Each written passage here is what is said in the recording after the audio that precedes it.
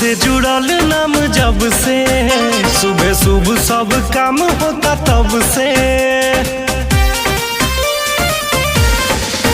रौरी धाम से जुड़ल नाम जब से, सुबह सुबह सब काम होता तब से। जौना